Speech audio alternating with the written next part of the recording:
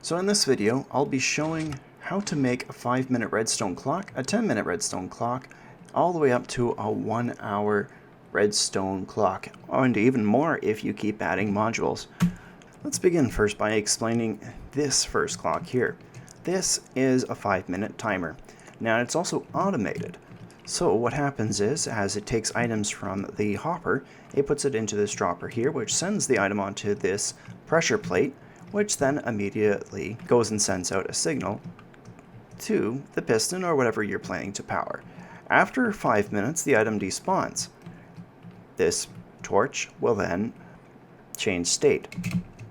It'll change from off to on, which sends off another one of these items in the dropper and continues the process.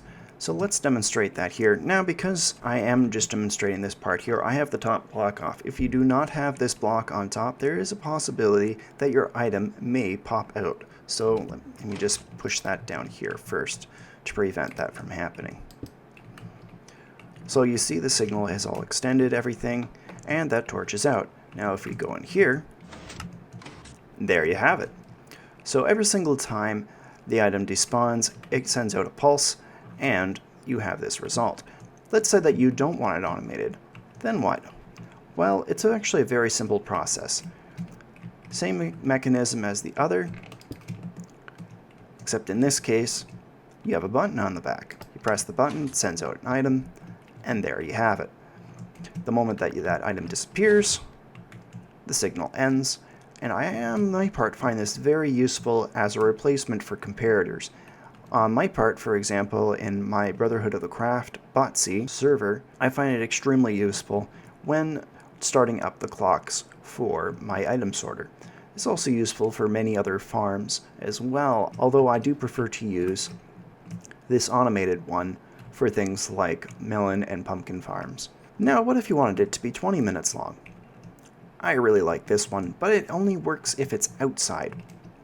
So what this more or less does is it takes the signal in from the daylight sensor, sends it out here, and you have both an input from the signal being on, and also when it goes night, it puts in another input. But because there is a very slight delay, the moment that these two switch over, you will receive a pulse. The easier way to do this, instead of through a piston, in fact, would be through a single pulse instead of an extended signal. Now, what if you only wanted it to be 10 minutes long? You want something simple and you still have access to the sky. This one right here will send out the signal, and you can reverse that through using redstone torches to give out a pulse during the day and a pulse during the night. When I say pulse in this situation, I'm talking about pulse on and also a pulse off. Both of those are valid inputs in this situation. But what if you have no sky access? Well, in that occasion, you need this monstrosity. So let's get to explaining this critter. I've actually used a portion of this, not all units, but for a 10-minute timer for underground, and it has worked quite effectively. So first off, you do need something to extend the pulse. If you do not have that to extend the pulse, this will not function. So more or less, it works the exact same way as the others, except instead of having the torch directly underneath here for each one as you go through, you have it offset. So let's just show what this critter does in motion. There you see the piston is extended, and as you go through each one, let's pretend that has disappeared. You hear the next one pop on, and you'll notice that the piston did not retract. Pulling out that one, we go on to the next one, and once again, you'll notice it still has not retracted, and the signal continues strong. We take it from the last one there, still good, and the very last one in our row. And there we go, it finally stops. So let's get to going and making one more module here. So to make one of these modules, you're going to need a dropper. You're going to need a dropper, a hopper, some chests. You're also going to need one of these little guys. You need a pressure plate. You need some blocks.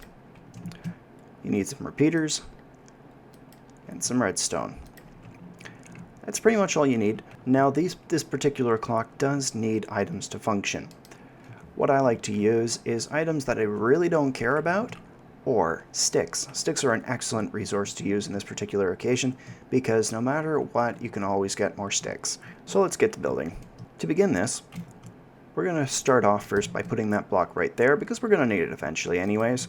And then we're going to put a block here, a repeater on top at 2 ticks, and then we're going to put another block here and here, and then a torch.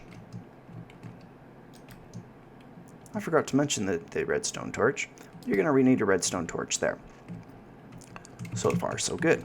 Next, we're going to put a block on top of that redstone block, and we're going to put in some temporary blocks here so that we can go and put our dropper there. We can delete that block. And now put down the prep to go and put down that pressure plate. Done. Now all we've got left is to go and install our storage units and connect it up to the rest of the circuit.